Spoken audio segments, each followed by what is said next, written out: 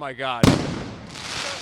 It is kind of alarming, you know. I don't want it escalating more than it already has. I think it's people's right to protest. That's First Amendment. That's free speech in this country. NYPD stormed Columbia University's Hamilton Hall using flashbangs and riot gear, arresting dozens of protesters. Students urged to shelter in place as the police operation unfolded, while several encampments were also dismantled. On the West Coast, violence broke out on UCLA's campus after counter-demonstrators decked out in black outfits tried to force their way through barricades put up by pro-Palestinian protesters. Here in Washington, lawmakers are rushing to react to the rising tensions, expressing outrage. The House will vote today on an Anti-Semitism Awareness Act, redefining anti-Semitism and how it is enforced. But will Democrats and Republicans join together in order to pass it? Joining me now is The Hill's national political reporter, Julia Manchester. Julia, thank you so much for being here. Hey, Margaret, thanks for having me. Violence broke out at UCLA overnight between the pro-Palestinian encampment and counter-protesters, and police made arrests across 3 college campuses. How significant are these chaotic scenes across the country, and how will they play a role in impacting the 2024 elections? Look, they're very significant because I think we've reached really a turning point in these protests. I mean, these started, just over a week ago, and they began, as what we saw peacefully. However, they've escalated. Obviously, yesterday there was the takeover of Hamilton Hall on Columbia University. Police and security were able to retake that. But then UCLA, as that was happening at Columbia University, when we saw the situation somewhat de-escalate, we saw that on the University of Southern California's campus, the complete opposite was happening. We saw protesters and counter-protesters clashing and police essentially trying to de-escalate the situation. So this is significant because I think universities and outside law enforcement are really trying to find their footing into how to handle these protests. And let me tell you, Columbia University and UCLA, they're not the last of these protests. We see that the situation at the University of Wisconsin and Madison seems to be on the rise as well, with counter-protesters and protesters on that campus. And just in terms of how it impacts the 2020 election, look, I think it's going to be interesting to see how President Biden responds to this. I think he has the highest stakes. Republicans are very united on this issue, but for Democrats, they're divided. You see some Democrats calling for the encampments to be shut down, while other Democrats, more progressive Democrats, are in favor of that, what they say is peaceful protesting. So definitely a divide within the Democratic Party, and President Biden has to walk that line.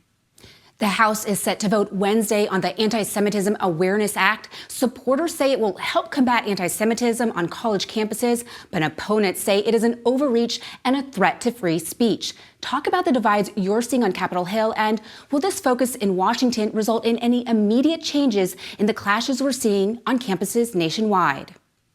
This is an interesting piece of legislation because you have free speech advocates on the left and the right saying, look, free speech is protected speech, that, unless there is harassment or harm done to someone, students or Americans can essentially say whatever they want. However, there's a gray area there when people say, they hear anti-Semitic slurs being thrown at them, they're arguing that that is harassment and that is violence. So I think there's a divide on both sides of the aisle as to, how to approach this. And I think you're also going to see from more progressive members of Congress, a concern about maybe what they say is a lack of attention to Islamophobia and anti-Palestinian sentiment in the country. So I think this is very much an issue with, in a way, multiple sides, but it's going to be difficult because I think on the free speech aspect, you have multiple camps on the Republican and Democratic parties. Congresswoman Marjorie Taylor Greene is without many followers on her quest to dethrone House Speaker Mike Johnson. And perhaps the nail in her coffin on this effort, Democrats now saying they will save Johnson. Is she perhaps the wrong messenger, with the ultimate goal here being fundraising? Yeah, to be honest, Margaret, I don't really know what the end goal is for Congresswoman Marjorie Taylor Greene. I mean, of course, this is a fundraising tactic. It keeps her in the headlines. You and I are talking about this right now. But we're seeing Republicans with, quite frankly, a shrinking majority in the House. And as we approach Election Day, it's going to be very difficult for them to defend that majority, especially if they have someone as vocal as Marjorie Taylor Greene threatening to oust Speaker Johnson. So you see Speaker Johnson and, quite frankly, the vast majority of Republicans saying, we got to stick with the speaker. We got to focus on Election Day and defending and expanding our majority. But with Marjorie Taylor Greene, Republicans I've talked to have essentially said, look, this is a distraction ahead of a consequential election where Republicans face a very steep climb in the House. Trump is in Wisconsin and Michigan Wednesday for rallies before rushing back to New York for his hush money trial.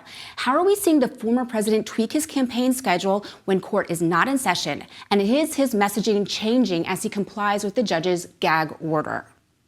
Well, look, you use that key word, rushing. We know that the former president really doesn't have a lot of time to campaign, and we know that time is of the essence here. Just a few weeks ago or last week, we saw President Trump's campaign rally in North Carolina, which is becoming quite a swing state to watch. That was canceled due to weather, and the week before, President Trump was stuck in court in Manhattan. So every campaign appearance he can make is very important in these swing states. Now, in terms of how his message, is tweaked and such, look, I think maybe we'll start to hear him, talk about maybe some of his other legal issues, maybe not the hush money one, but, he obviously has 3 other criminal cases he's facing. So we can definitely rail against that, talk against that. He might be a bit more vague in his messaging, maybe not mentioning Judge Juan Merchan or his daughter, for example, very directly. But I think he's going to continue to talk about these legal issues because we know that that's something that really animates his base and gets them fired up. At the same time, though, Trump needs to be very careful while trying to appeal to independent voters. Independent voters are not looking at Trump's trials as something that's much of a priority for them.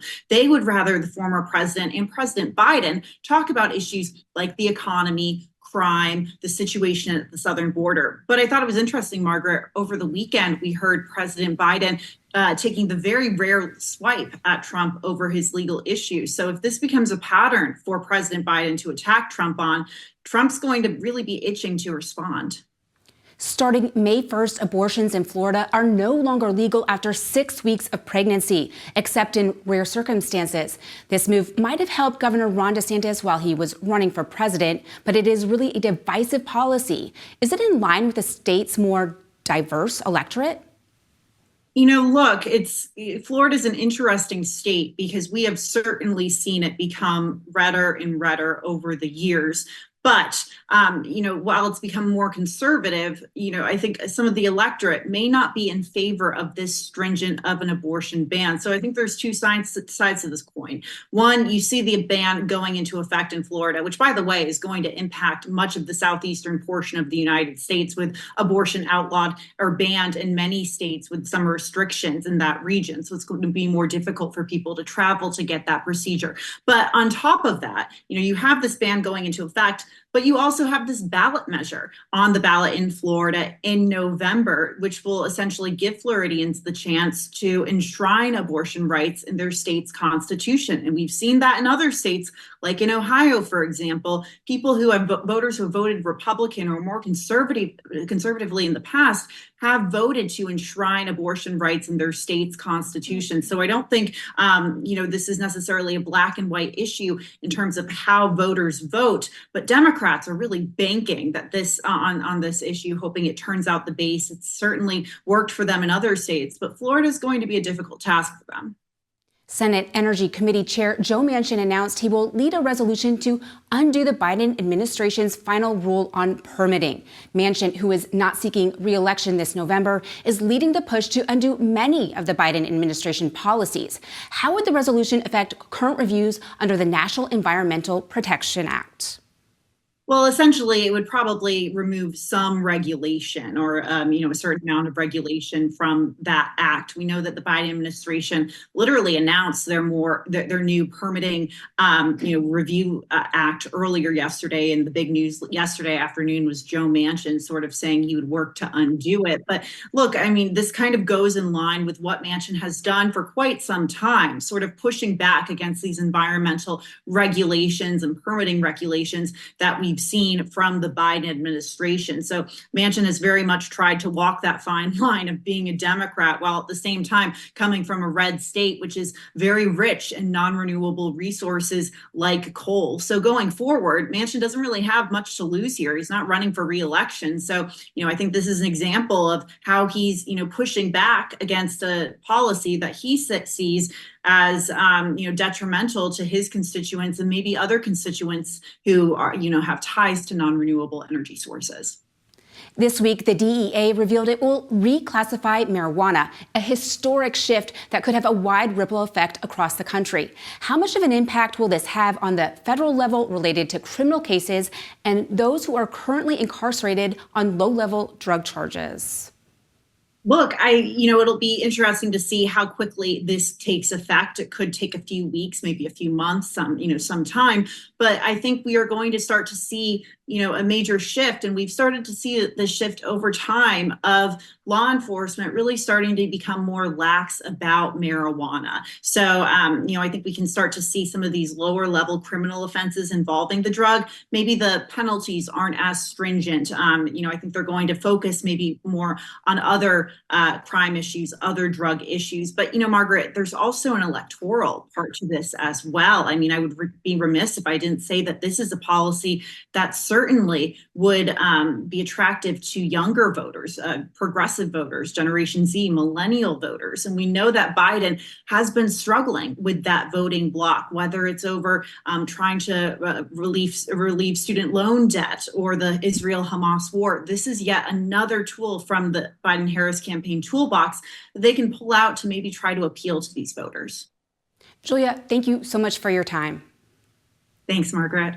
U.S. Secretary of State Antony Blinken is in Israel Wednesday to urge Israel and Hamas to move ahead with a ceasefire deal, saying, quote, "No delays, no excuses, the time is now." It comes after Israeli Prime Minister Benjamin Netanyahu vowed to invade Gaza's southernmost city of Rafah with or without a deal. Hundreds of thousands of Palestinians fled to Rafah in the months since the start of the war. An estimated 1.4 million Palestinians are sheltering there now. Amnesty International is now calling for President Biden to suspend the transfer of weapons into Israel ahead of the impending invasion of Rafah. Meantime, the U.S. and allies are working to get more aid into Gaza. Right now, troops are setting up a large floating platform off the Gaza coast that will serve as a launching point for deliveries. On Tuesday, Secretary of Defense Lloyd Austin acknowledged that troops there aren't out of danger, saying it was possible the pier could be shot at and the troops have the right to shoot back. Pentagon officials say the Israeli military has promised to provide protection on and around the pier. World Central Kitchen founder Jose Andres has called on Israeli forces to extend that protection to nonprofit aid workers, calling on the IDF in a Washington Post op-ed to step up. That's today's Daily Debrief. I'm Margaret Chadbourn. Be sure to like, share, and subscribe to The Hill's YouTube channel. And come back here at the intersection of politics and policy.